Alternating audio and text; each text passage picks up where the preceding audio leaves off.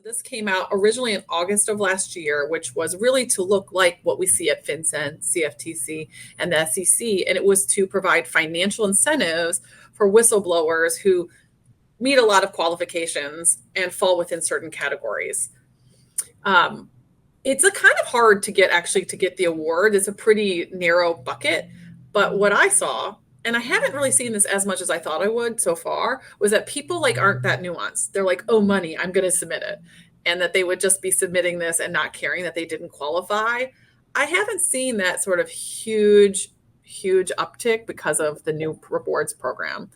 Maybe we'll see more though, because what the administration just did was expand the program, which means that if you report before, there were 4 categories. If you reported violations, you'd be eligible for money from DOJ. So let's say DOJ charges a big penalty, or you would get 15%.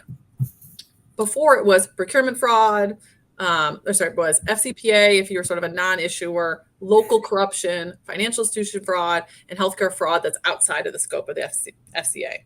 Now we have 4 new buckets. So it's procurement and federal program fraud. I feel like that's a hot one. That one is scary if you're a federal contractor. It's like, call us, you get money.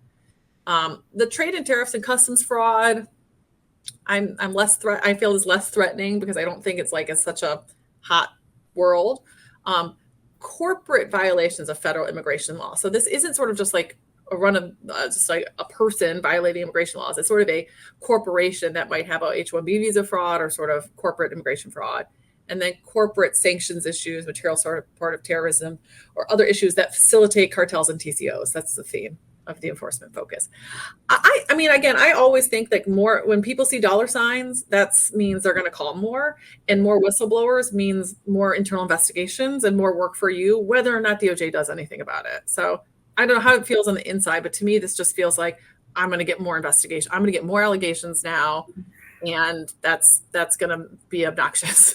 It's funny. We haven't seen whistleblower because you would think in the long line you said, but we don't really see a lot of those whistleblower complaints. And part of it is, I think, we really have a robust ethics line and non-retaliation policy. We encourage, our C-suite encourages it. Every presentation we give, if you see something, call the ethics line, because we really want to encourage people to let us know what's going on if something's wrong, and we can take care of it internally, which I also think helps if they do ultimately go to DOJ and SEC.